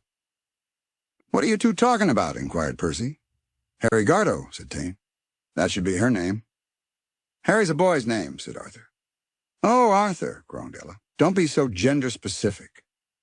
I knew a girl called Harry once, said Percy. It was short for Harriet. I do like that, said the tortoise slowly. Harriet Tortoise. Harriet it is, then, said Ella. Welcome, Harriet. Hello, everyone, said the newly named tortoise. And thank you to our new sea lion friend, continued Princess Kirana, for his wonderful suggestion. What is your name, please? I am Yosuke, he barked with a rather confused bow as he tried to work out how his saying a thank you in his native language had resulted in a huge tortoise from the Galapagos Islands with a Spanish accent being named Harriet. I am at your service. There was a chorus of hellos and one good day. I have been listening intently, said Yosuke. Please allow me to see if I can remember all of your names. Princess Kirana, my savior. Newly named tortoise, Harriet, the owl, Tane, comedian. The British pigeon with the strong grip, Percy, the beautiful Ella, and finally Ella's feller? Yosuke paused. Arthur, shouted Arthur in disgust. Right, this has to stop here and now. I am not Ella's feller. He looked at Ella's frown and continued. Sorry, I am Ella's feller, but can you all please stop introducing me that way? Please forgive me, little Arthur. I meant no offense. It was my childish attempt at humor. I shall, in future, leave the jokes to Little Owl. Hey, don't knock it, big guy, said Tan. You're a natural. I thought it was Bonza. Princess Kirana returned to the group, and they all watched as Yosuke dragged himself along behind her. I appear to have no movement in my rear flippers, he said. What, nothing, old boy? Asked Percy. Let's take a look, said Arthur, and he and Ella leaped down from the table and ran to Yosuke's flippers. Can you feel that? Asked Arthur as he jabbed one of his nails into one of Yosuke's front flippers. Hi, answered Yosuke. I'm going to guess that hi means yes, said Arthur. Please accept apology, said Yosuke. Yes, it does. Ella had taken position at his rear flippers, and she prodded once with her nail, then again. She used all 4 fingers and jabbed at his skin quite hard. Can you feel this? She asked. I'm afraid not, said Yosuke. It looks like you got a numb bum, mate, said Tane. I wonder if the incantation didn't work fully because he was too far away, suggested Ella. But Yosuke was closer to us than Harriet when I read the spell, said Arthur. True, said Ella. I'll keep prodding and move up your body so we can see where your feeling begins. Of course, little one, said Yosuke. Thank you for your efforts. Ella prodded and moved until Yosuke yelled, Ow! You are stronger than you look, little Ella. Sorry, Yosuke. I got a little carried away, apologized Ella. I'll mark it with a little scratch so we can check again later. Thank you, said Yosuke. Hey, interrupted Tan. I got a question. Go ahead, old chap, cooed Percy. What's going on? In what sense, little owl, said Princess Kirana. Well, I mean, what are we doing here? Heaven sent. Perhaps it was magic, said the ethereal voice from earlier. Everyone looked at the newly named tortoise. "'Kay?" she said as she attempted to express surprise without eyebrows. "That's what the mysterious voice said during the meeting," said Arthur. "It must have been Harriet." It may have been me," said Harriet. "I thought I was dreaming." "What did you mean it was magic?" asked Ella. "You know, I am not too sure," she said. "I come from a land of mystery, where magic has been practiced for many years. Where is this place?" "Yes, I've been wondering that too," said Percy. "It does not seem like my jungle," said Princess Kirana. "Or the blue ocean," said Yosuke. "Hang on," said Tene confidently. "I think I know where we are. This is Naharangi, isn't it?" "Where?" asked Percy. "Naharangi, the 10th Maori heaven. It's the residence of the supreme gods, and is presided over by the god Rehua. It's a bit musty, said Arthur as he looked around the room. Is your god working to a budget? So you're saying we're in good old heaven? Said Percy, ignoring Arthur. Arthur said I was extinct, said Tane. That means dead, right? So if I'm dead, I must be in heaven. Tane does make an interesting point, said Princess Kirana. However, I have not heard of this Nahirangi.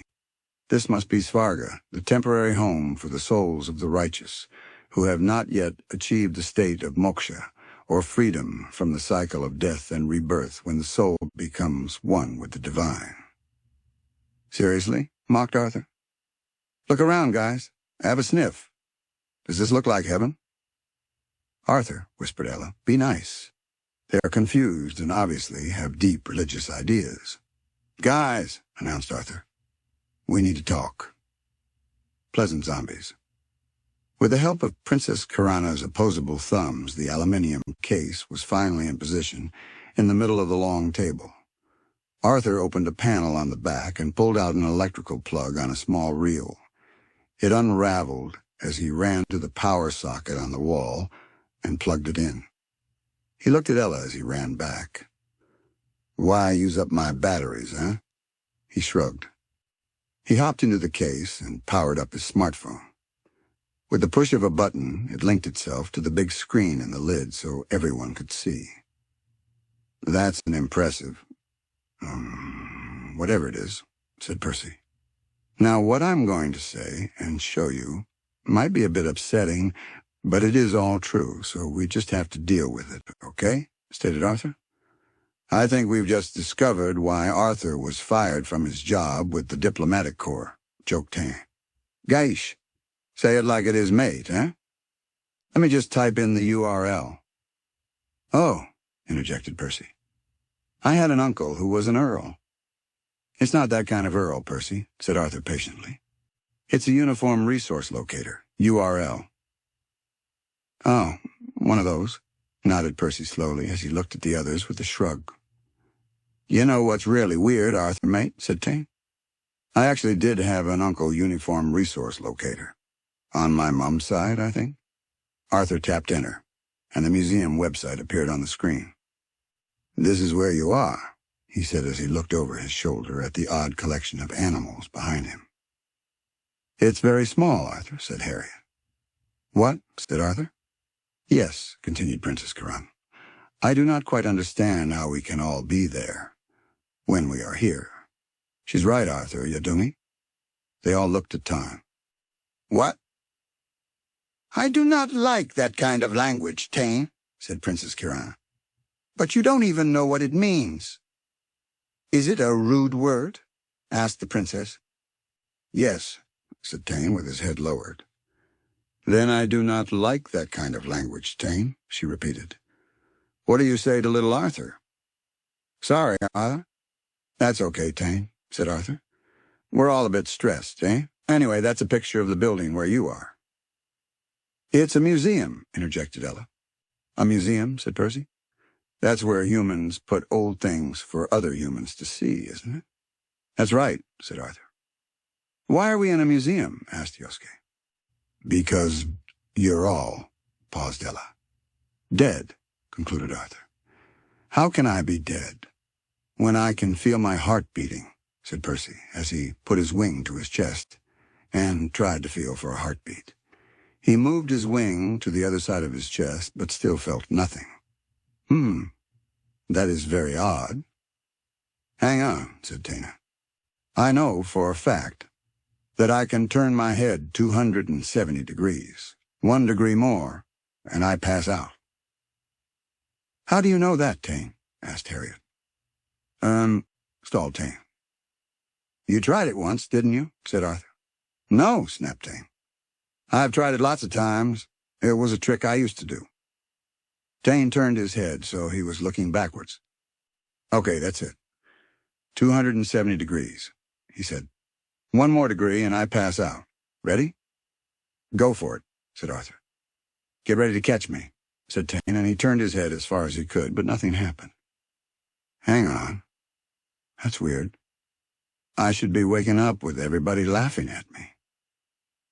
I hate to say it, but Arthur's telling the truth, said Ella. That's why Princess Kirana has bald patches all over her body. It's why Harriet's shell is split, and Yosuke's back flippers don't work. It's why Percy couldn't loosen his grip, and why Tan's sense of humor is so bad, although I'm only guessing with the last one. You're all stuffed displays in a museum, said Arthur, as he tapped furiously on the keyboard. Look. He opened the taxidermy exhibit page on the website, and they all strained to look at the screen. In the center, surrounded by many smaller pictures, was a large image of a Pinta Island tortoise. Is that me? Said Harriet timidly. Ella rested a hand on Harriet's foot. What does the writing say, please, Arthur? Are you sure you want him to read it, Harriet? Asked Ella gently. Say. Arthur glanced at Ella and then began to read. How to get stuffed. Our Pinta Island tortoise was donated to the museum by the National Museum of Ecuador in 1977. She was believed to have died in 1895 and was one of the first preservations by the great Galapagos taxidermist Quero Hernandez. Although the Galapagos Islands were once thought to be home to at least 250,000 tortoises, only about 15,000 remain in the wild today. The Pinta Island tortoise, unique due to its flared shell, became extinct in 2012 when efforts to mate Lonesome George, the last Pinta Island tortoise, failed, and he died aged 112. Well, said Harriet, that is thoroughly depressing. Do me, old boy, said Percy excitedly. Are you sure, said Arthur. I don't think there are going to be any happy stories in here, you know. I think it is for the best if we all learn of our fate, said Princess Kirana. Arthur scanned the faces behind him. Okay, Perk next, said Arthur as he clicked on his picture. Here we go. The passenger pigeon was a species of pigeon endemic to North America. Estimates put their numbers in the billions before European settlement. Passenger pigeons were hunted by Native Americans, but hunting intensified after the arrival of Europeans. Their meat was commercialized, and they were hunted on a massive scale. There were other factors which contributed to their decline, such as widespread deforestation and destruction of breeding grounds. The last wild passenger pigeon was believed to have been shot in 1901, and the last captive bird, Martha, died in Cincinnati Zoo in 1914. Our exhibit is one of 350 birds brought to Britain by naturalist John James Audubon in 1830. Hey, Perk, said Tane with glee. My lot went extinct in 1914, too. A bad year for birds, said Ella. I guess that explains why you've got a British accent, Perk, said Arthur. Is there anything else about me? Said Tane, bouncing up and down. Arthur scanned the page, found Tane's picture, and clicked on it. A native of New Zealand. Laughing owls generally occupied rocky, low-rainfall areas, and also were found in forest districts in the North Island. Laughing owls were apparently ground feeders, chasing prey on foot in preference to hunting on the wing. Not much is known about our owl, as it was donated to the museum by a private collector. Not much is known, questioned Tane in a disgruntled tone. I know everything about me. My dad was called Hehu, and my mum was called Aputa. Everyone looked at him in silence. He opened his beak and paused. And I had a sister called Hahana. I called her Hahana as a joke. We used to play together. Princess Kirana rested her giant hand on Tane's little head. I will go next, please, Arthur, she said.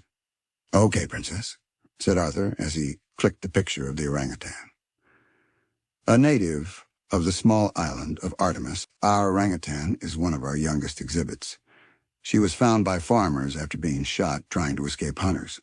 Local farmers took her to a veterinarian who tried to save her but couldn't.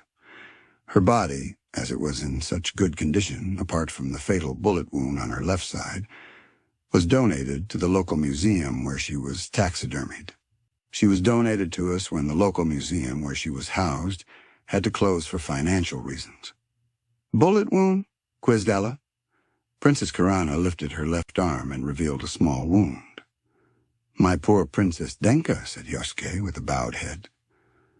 Do you remember it happening? Asked Arthur. A little. It is very cloudy, she said. Perhaps it will come back to me at a later time. Arthur shot Ella a glance. He knew he had to deliver the other bad news as soon as possible. Yosuke, said Arthur. Are you ready? Hi, answered Yosuke like a proud Japanese warrior. Arthur clicked the picture entitled Japanese Sea Lion and began to read. The Japanese sea lion, Xolophus japonicus, inhabited the Sea of Japan and the Korean peninsula. Their meat was said to be not tasty, so it was used to render oil for lamps. Its skin was used for leather goods, and its internal organs were used to make expensive medicine. Even the whiskers were used as pipe cleaners. Our Japanese sea lion has such a sad story. Caught up in fishing nets in 1958, he was beaten by fishermen to make it easier to throw him overboard when the captain of the boat stepped in. He headed to the port where he dismissed the fishermen immediately for cruel behavior and sought help for the sea lion. A vet diagnosed that the sea lion's back had been broken during the beating and that it would be best if it were put to sleep, as it would never survive in the wild. The captain, an honorable man, took the body to the local museum for preservation in the hope that the animal's spirit could find some peace. Ella ran up Yosuke's body and gave his neck the largest hug her little arms could manage. Princess Kirana held his left flipper gently. Now we know why your back flippers don't work, old man, said Percy. Don't worry, mate, said Tane with an unfamiliar melancholy. We'll sort something, won't we, Arthur? Arthur stared at the screen. Arthur, demanded Tane, we'll sort something to help the big guy get around, won't we? I have more bad news, said Arthur somberly. More? Said Harriet. Worse news. That we're all dead and most of us are extinct, exclaimed Tane. Yeesh. You're on form today, mate. I'm afraid so, said Arthur. Does anybody know what an incinerator is? Never be rude to a 400-pound orangutan. Unless you want a telling off. What do you mean, the museum doesn't want us anymore? Said Percy. What's wrong with us? Asked Tane. We have probably outlived our usefulness, stated Princess Kirana. So they are going to chop us into little pieces and throw us into a fire, said Harriet. Sorry, said Arthur. They said you just can't be repaired anymore. This is crazy, Arthur, said Ella. Look at them. They're alive. Are they? Wondered Arthur. Do they have heartbeats? Do they feel pain? Of course we do, blasted Tane as he ran into a wall. Ow! See, that really hurt. Did it, though, really? Said Arthur. No, well, not as much as it should have. But so what? What about the big guy when Ella scratched his skin? They all looked at Yosuke. I may have overreacted, said Yosuke with shame. I felt it, but my owl was, perhaps, a touch exaggerated. Well, I don't care, stormed Tane. I'm here now, and they're not going to take me without a fight. Who's with me? I am, blurted Percy. Me too, said Harriet. Hi. Princess, pleaded Tane. Violence is not the way, she said calmly. But if they do try to chop me, or any of my new friends, into little pieces, they will get a stern telling off.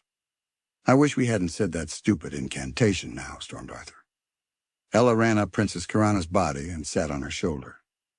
Well, I'm glad we did, she demanded. And I'm going to fight with them. I know, said Arthur. I'm not going to let anything happen to you. And we're not going to get into a fight with a chainsaw-wielding custodian and a 63-year-old museum curator. He looked up at them all from his case and pushed the close button. Leave it with me. I need some time to think, he said as the lid shut with a click. Yes, shimata is a rude word. When Arthur finally reappeared, he had two things, a really good plan, and a sense of foreboding as he realized that he had rudely shut the case not only on his new friends, who were still standing exactly where he had left them, but also on his girlfriend, who rather ominously wasn't. "Well," said Percy, "have you come up with a plan to save us?" "Where's Ella?" asked Arthur. "She left," said Tane. "Well, have you?" "Was she upset?" said Arthur. "What do you think, little one?" said Harriet. "You closed the lid on all of us. Now, do you have a plan?" "Perhaps I should apologize," mused Arthur. "You were very rude," said Princess Kirana. "And if you do not apologize, I will be very upset with you." "Okay, I will." "Shimada," barked Yosuke. "Please tell us what you have been doing in there." Okay, calmed Arthur. "You only had to ask." "It's truth, mate," strained Tenny. "It's a good job I don't need to eat because I'm thinking some pretty nasty, rat-flavored thoughts at the moment." "Yes, I have a plan," said Arthur, absent-mindedly thinking more about the telling off he was going to get from Ella than saving the lives of 5 deadish museum exhibits. "What is it?" asked Percy. "What's what?" said Arthur. "I'm very sorry to do this, little Arthur," apologized Princess Kirana, "but we can wait no longer." A large orangutan hand swept Arthur up by the tail and dangled him in midair. "Do you have a plan to save us?" she said, staring directly into his beady little eyes. "Yes," swayed Arthur. "Sorry. I've sent a message to the museum saying that I'm a collector of stuffed animals, and I want to buy you all for a lot of money." "So we are saved?" said Yosuke. "Well, considering their options are to chop you up and burn you, or accept an enormous amount of money, I think we can safely say, yes, you are saved." "Oh, clever Arthur," said Harriet. "Thank you so much. Now, I think you should go and apologize to your girlfriend." Back in the sewer. What is the French word for baguette? Arthur tiptoed down the sewer as quietly as possible. If there was one thing he was good at whenever humans came down to the cellar, it was staying quiet and not being seen. He crept towards the exit of the tunnel where Ella's colony began and carefully snuck a peek. There was no one around. About 2 meters away, he could see the little hole in the wall where Ella's family lived. He wondered what his best strategy would be. Should he sneak up and hope he wasn't seen, or make a run for it and hope Ella would call off the rest of the colony as they chased him? "What are you going to do now?" whispered a gruff voice behind him. "I haven't decided yet," answered Arthur, without thinking. "What would you do?" "I think I'd turn around and explain to the person I was speaking with what I was doing, sneaking up on the free riders," said the voice. Arthur turned around and saw a huge brown rat with scars on his face looking back at him. "You're trying to gulp in fear at the moment, aren't you?" said the rat. Arthur nodded. "But your mouth is too dry, isn't it?" he continued. Arthur nodded again. "My name is Charlie, but my nom de guerre is Charlie the Enforcer." "Hi, Charlie. I'm Arthur," he said weakly. "I know who you are," said Charlie. "You're the vegan boyfriend of young Ella, aren't you?" "Yeah," said Arthur. "Are you going to eat me, Charlie?" "Eat you? What kind of a monster do you think I am?" "A big, scary one with scars all over your face and a nom de guerre," said Arthur. "I don't even have a nom de plume." "Ah, you understand a bit of French, do you, son?" "Un petit," said Arthur. "My first wife was French. Came over on an overcraft, she did. She said it was the smoothest ride she'd ever had." "Where's she now?" inquired Arthur nervously, not certain he wanted to know the answer. "She ran off with one of those rat mayhem bunch," said Charlie. "So I killed 'em both. And do you know, even though she was French, her last words were in English. Funny that, eh?" "What did she say?" asked Arthur, attempting to make the conversation as polite as possible. "Ouch," said Charlie. "Unless the French word for ouch is ouch." "I think it's I," said Arthur. "Eh? Exactly." "Are you trying to be a wise guy?" said Charlie. No, honestly, I never would, stuttered Arthur. It's just that I think the French word fourrache is I, and I sounds like the English word ah. Charlie thought for a moment. So what's it like being vegan? Sorry is the hardest word. But otorhinolaryngologist runs it close. Ella looked down the tunnel and saw what appeared to be Charlie the Enforcer walking arm in arm with Arthur the soft and fluffy fancy rat. She looked away and then back, so she could just about make out Charlie in the echoey distance. If I were you, I'd just say you're sorry. It's up to her if she accepts it. You seem like a genuine enough chap to me, and I don't think you'd mess her about. You better not, anyway, or I'll have you, you little scamp, said Charlie, as he playfully grabbed Arthur and pretended to strangle him. Thanks for the advice, Chuck, said Arthur as they reached Ella. You're a wise man. And thank you for that information on veganism, said Charlie. You know, I think I'm going to give it a try. Hello, Ella, love. You got a good one here. Keep hold of him. Cheerio. Cheerio, stammered Ella. Did big, scary Charlie the Enforcer just say cheerio? He's a nice feller, said Arthur. And he loves your family. He'd do anything for you and your mom and dad. He's particularly fond of your dad for some reason. Ella stood open-mouthed. Who is it, Ella? Shouted Mother Crusher Brown. He harm no one, Mum, shouted back Ella. It's me, Mrs. Brown, said Arthur. I've come to apologize to you, Mr. Brown, and especially Ella. Mother Brown walked up to Arthur and looked directly into his eyes with an evil glint one only recognizes when you have recently discovered that someone's fighting name is Crusher. Go on, then, love, she said both sweetly and terrifyingly at the same time. Ella Brown, he pronounced. And Mum and Dad, please accept my most humble apology. People say that sorry is the hardest word, but I find it easy because I mean it from the bottom of my heart. I'm sorry. Ella looked at her mum, who had a little tear in her eye, which was, homophonically, right next to a little tear in her skin. Well, said Mother Crusher Brown, turning to Ella, hug the boy. And she turned and walked away, sobbing and mumbling. That was the most beautiful thing I think I've ever heard. What a lovely young man. Smooth talker, said Ella. The last time I saw my mum cry like that was when she had to kill Uncle Harry the Destroyer for defecting to the Rat Mayhem. I'll bet that made Christmases a bit awkward for a while, joked Arthur. All right, smiled Ella. You're forgiven, but in future don't leave me out of things. All those in favor of a name change say aye. Arthur and Ella sauntered back to the museum cellar. Is it just me? Said Arthur, breaking a silence Ella had been using to ponder the difference, flavor-wise, between a sunflower seed and a plump little spider. Or was it more fun when we were being pursued by a horde of ravenous sewer rats? You could always ask your new best mate, Chuck, to round up the gang and chase you, said Ella sarcastically. Ooh, do you think he would? Asked Arthur hopefully. I'm sure he would, said Ella. If, of course, he's got the strength now you've turned him vegan.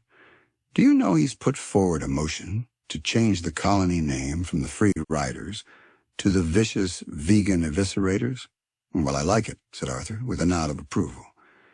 Did you know that studies have shown that a well-thought-out vegan diet has no detrimental effect on the body? I told Chuck I'd put together a meal plan for him. I've heard it all now, said Ella. I fear for his life if he tells the rest of his crew. Oh, said Arthur cheerily. He's already told them. Mad Mike, Sid the Ripper, and Berserker Bill are on board, and Simon the Slammer already is vegan.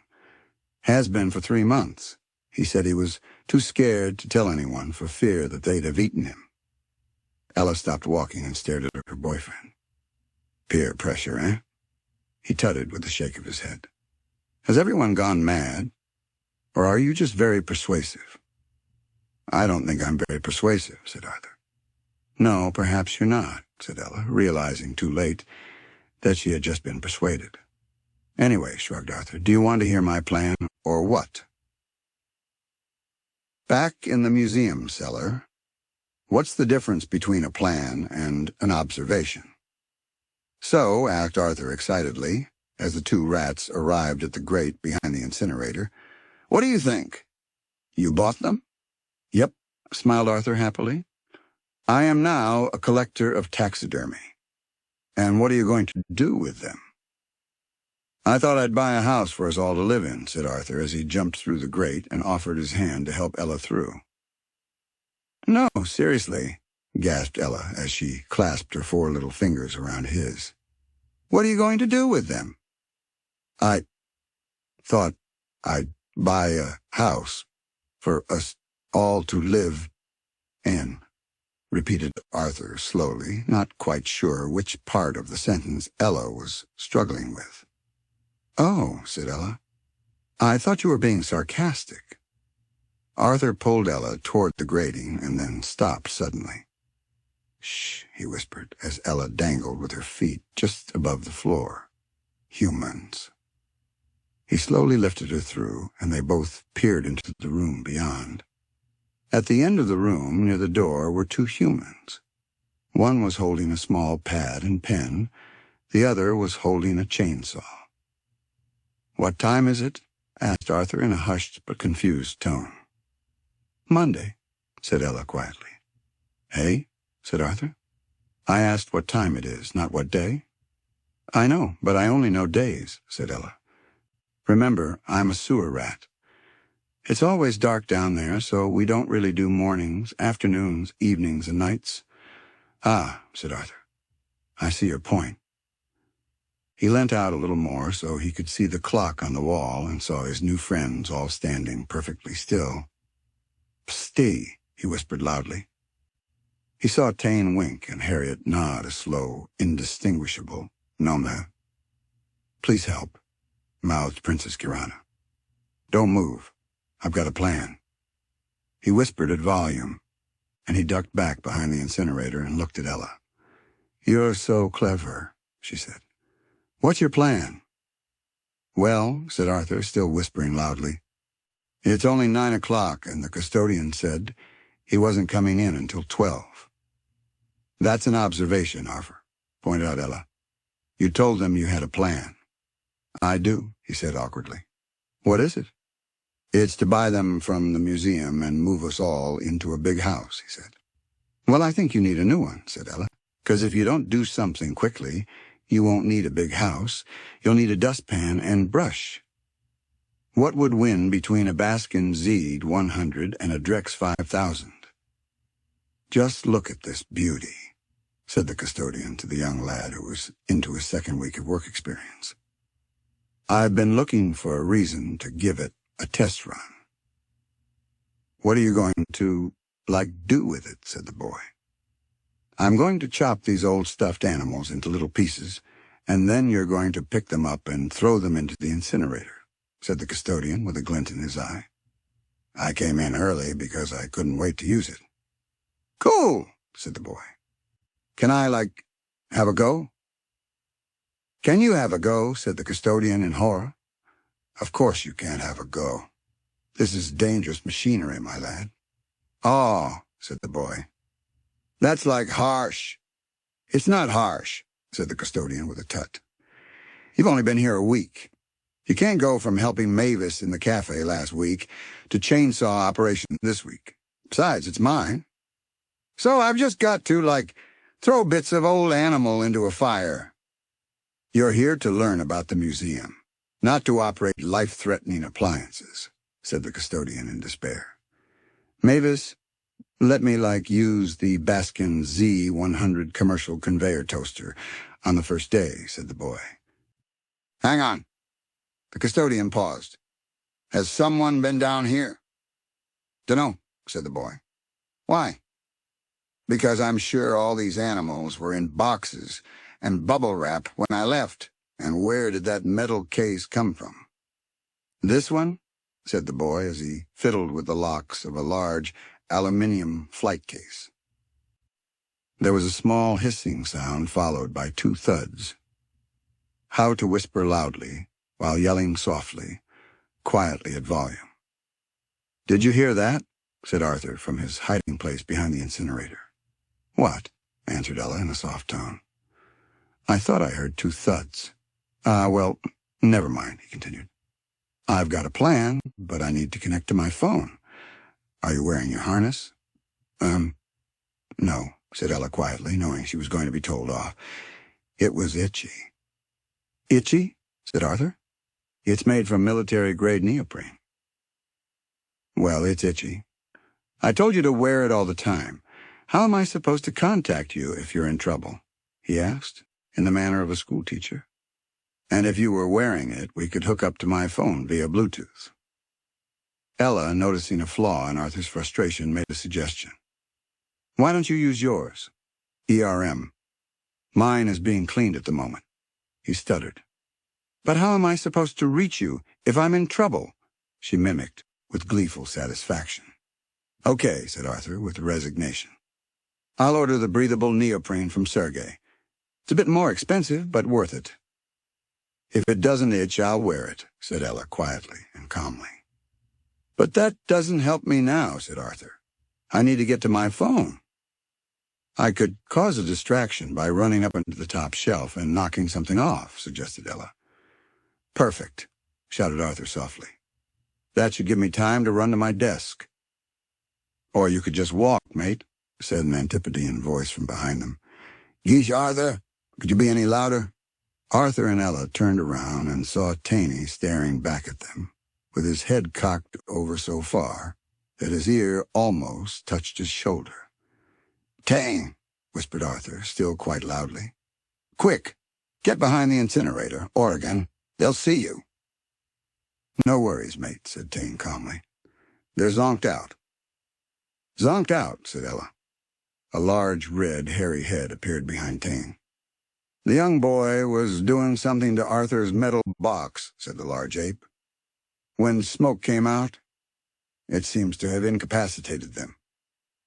"Ah, yes," said Arthur, with a knowing nod.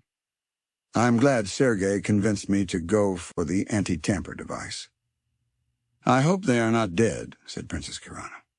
"Nah," said Arthur. "But they'll be out for a while." "I hope there will be no lasting damage done to them," said Princess Kirana. "They'll have one heck of a headache, but they'll be okay," said Arthur. "That'll teach them to mess with things that don't belong to them, eh?"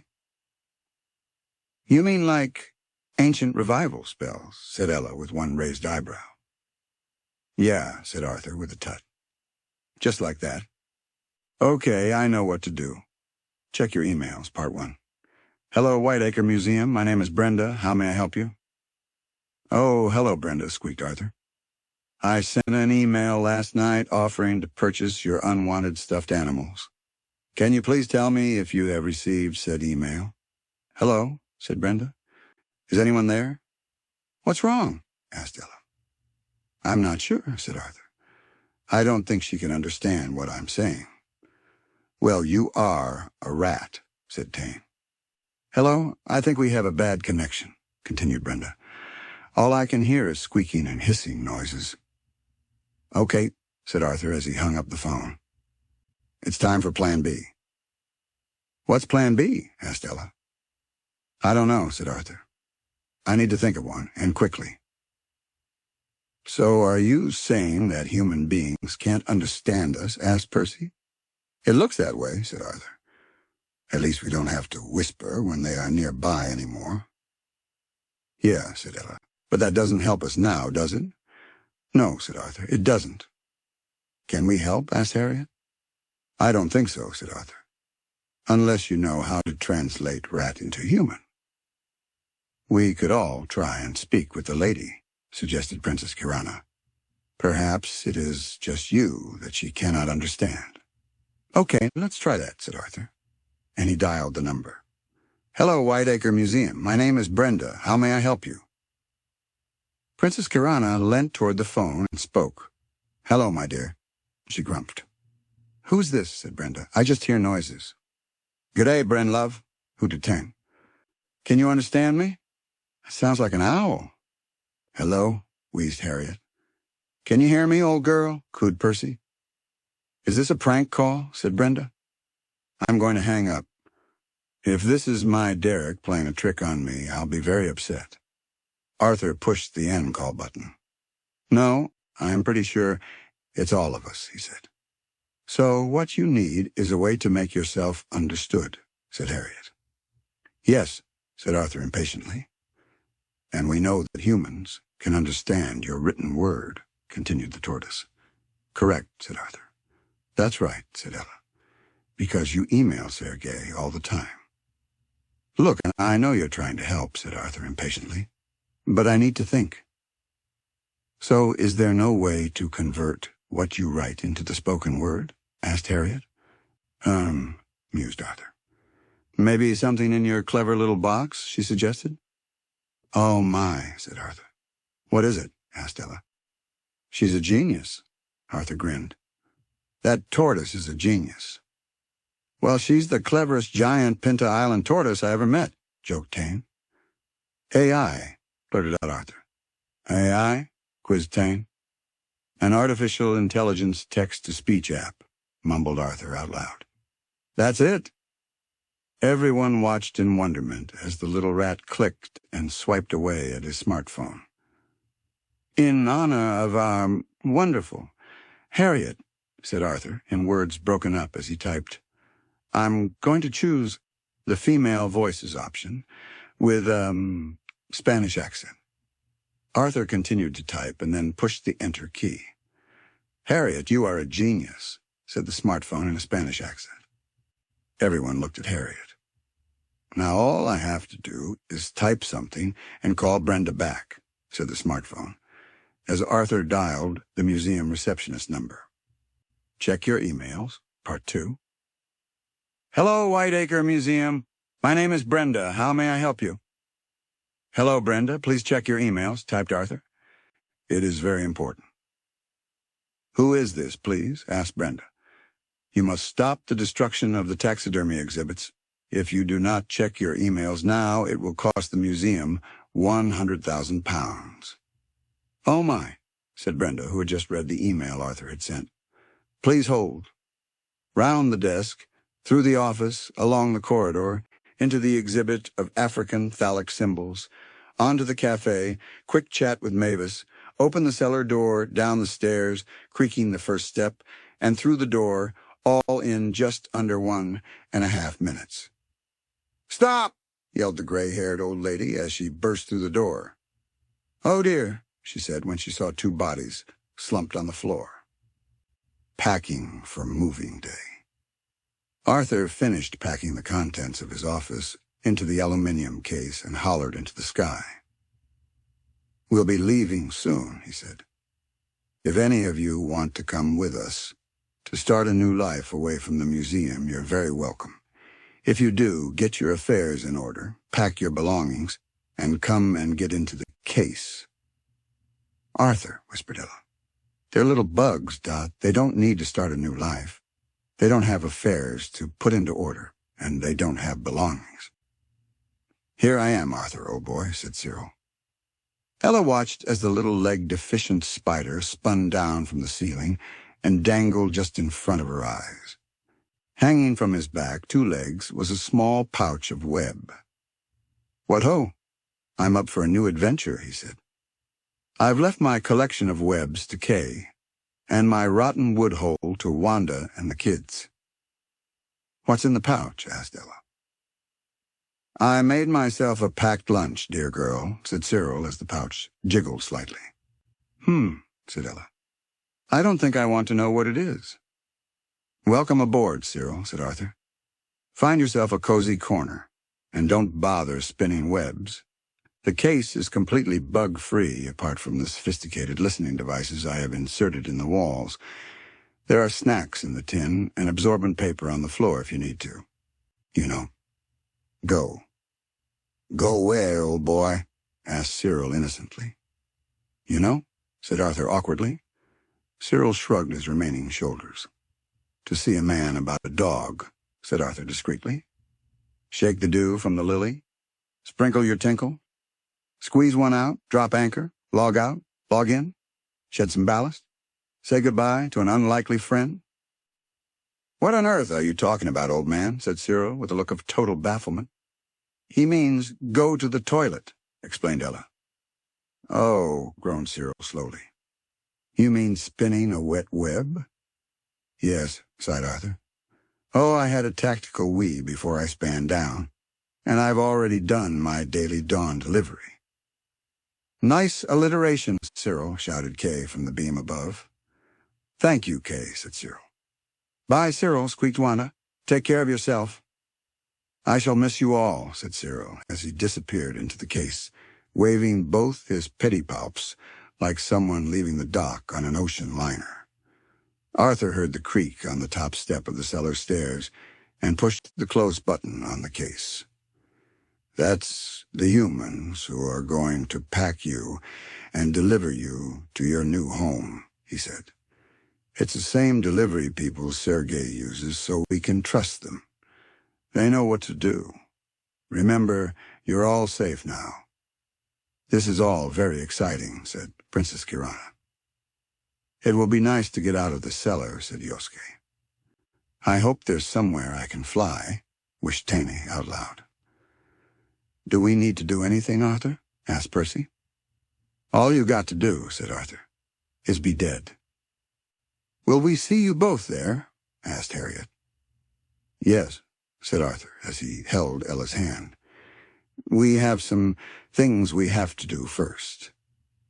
Arthur and Ella dashed behind the incinerator just as the cellar door opened. Hi, everyone. My name is Simon the Slammer, and I'm a vegan. What about us, Arthur? Said Ella as she dropped through the grate and into the sewer. What do you mean? Said Arthur. Well, you're leaving, aren't you? What's going to happen to us? But I assumed you were coming too, said Arthur. I know you did. But what if I don't want to leave the colony? What about Mum and Dad? Well, I think your mum can take care of herself, he said with a grin. And the only person your dad needs to worry about is himself and whether he can control his urge to nibble Charlie's ear. It's not funny, Arthur. It's a big decision. I know, said Arthur understandingly. That's why I've made it easy for you. What do you mean? Said Ella with a worried look. What have you done? I've rented us somewhere nearby. He smiled.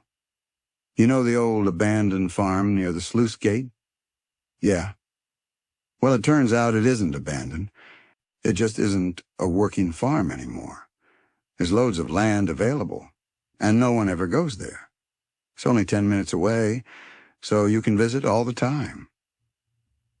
No one ever goes there except the rat mayhem, gasped Ella. How will I get there without being eaten? All sorted, said Arthur contentedly.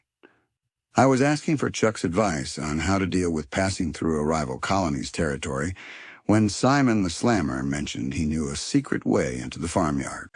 Apparently he and other vegan rats have a weekly meeting in one of the outbuildings to discuss menus and new food ideas. He promised to take us there. Well, said Ella, you think you know a rat, huh? I know, said Arthur. You really have thought of everything, haven't you? Of course I have, said Arthur.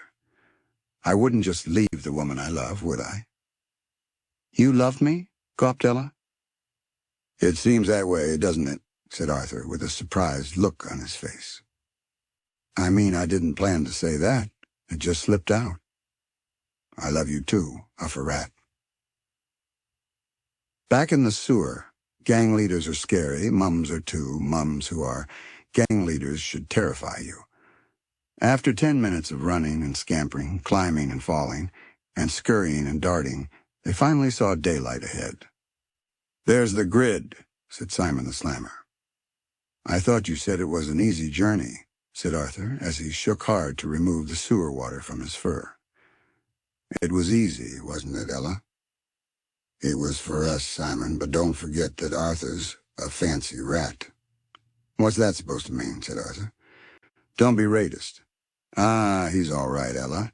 He kept up with us. I could have done without the squeals every time a little bit of water got in his mouth, but he did okay. Who knows what's in that water, said Arthur. It's sewer water, said Simon. Use your imagination. It's really hard to be a true vegan, though, when you swallow so much sewer water. You, Simon, said Arthur. That's disgusting. Not as disgusting as some of the things I've seen dripping from the walls down here, said Simon, pulling a funny face. Right, said Arthur. I think we should bring this meeting of the most horrible things in a sewer to an end before I add vomit to the list. Suit yourself, said Simon, but the stories I could tell. Anyway, just pop through the grid and head for the nearest building. That's where we have our meetings. Cheers, Simon, said Ella. And remember, if you should meet some of the rat mayhem lot, don't mention the free riders or they'll rip you apart. Just say you're lost and then run like mad. I thought you said they never came up here, said Arthur in shock. They don't, said Simon. But if they do, run.